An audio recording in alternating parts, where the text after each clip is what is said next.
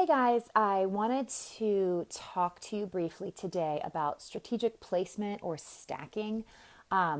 If you're new to this, it may not make a whole lot of sense. If you do the Operation Silver Bootcamp, which I strongly recommend people do, you'll learn a lot more about that. There's also a recorded call in the file section on strategic placement. But basically, strategic placement is when we, or you, enroll someone and you place them under someone else as sponsor.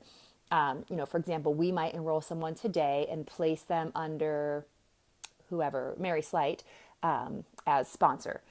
And there are reasons for doing that. And again, a lot of this you're really going to have to dig into and research yourself. Watch the compensation plan videos, listen to the recorded call on strategic placement, participate in Operation Silver Bootcamp. But I want to give some of our thoughts. And we are definitely doing strategic placement a lot differently than we did it when we first started out. We are trying to build 6 legs because basically we need 6 legs to get to Royal Crown Diamond. We have a lot of other legs going on here because when we first started, we just signed people up and kept them all frontline. Some people do 7 legs. I know Lindsay Gramont likes to have lots and lots of legs. It's up to you how you do that, but you definitely want 6 legs. And Kelly and I do have 6 legs now. Some are smaller than others. And also look into Rising Star Bonus. That's also in the files. That helps you set up for Royal Crown Diamond. So usually when we enroll someone now, we rarely keep them on our front level. We always place them under someone else's sponsor. And this helps us. This is a business decision for us as we grow our legs and we grow toward Royal Crown Diamond. We're getting closer and closer to platinum. And we really look at this as growing. We also look at blessing some of you at the same time, helping you grow your businesses. And there's 2 things. So as I said, we place people where we need it. I look at the legs and we decide where we need it for our business to grow or where we need someone else to grow, whether that's to help them or ultimately to help ourselves as well. Also, we place people where our personally enrolled members will be taken care of. If it's a member that is just doing great things with their team, we're going to want to put our enrollees under that team because we know they're going to be supported. Hi, Darlene. And I want you to think too, and this is going to sound kind of obnoxious, but what are some strategies that you can use to be, I don't want to say worthy, but to be worthy of having people place their enrollees under you? And it's not just us, it's anyone building a business. Darlene, Darlene's signing someone up, she's going to place them under some of her team members.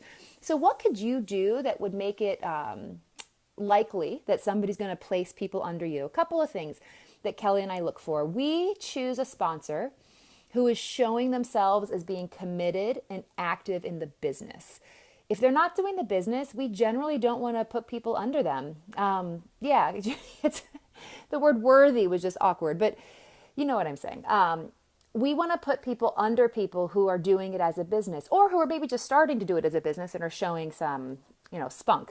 Number 2, by spending 100 PV on ER. When we see people who are spending 100 PV on ER, it shows us that they're committed to the Young Living lifestyle, committed to using the products, committed to getting commission. Now, that being said, if someone's just starting out and is spending 50 PV or has only signed up 2 people and isn't going to earn a lot of commission, we kind of use our common sense on that one.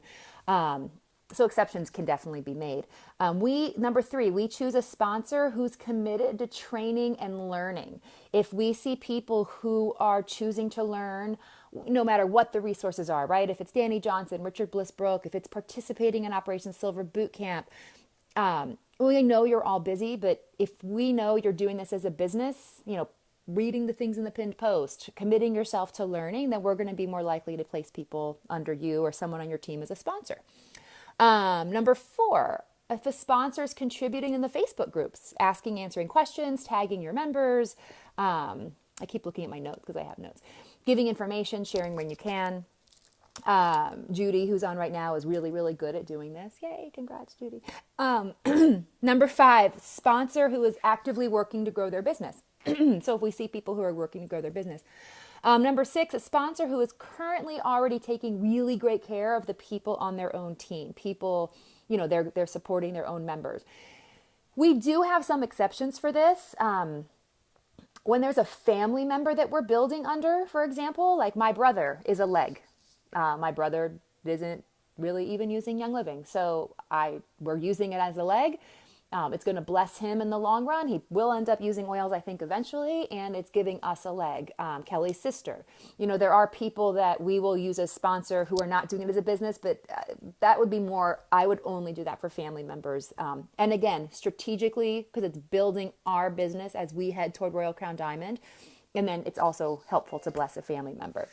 So, you will see people, be thinking about how you're placing people. I know when Kelly and I started, we just placed and placed and placed under 2 legs, basically to rush to silver. And looking back, we just didn't understand the concept of strategic placement. We didn't get the Royal Crown Diamond seemed so far away. No one knew about Rising Star Bonus. No one even talked about it. I wish we had done a little more of the 6 legs.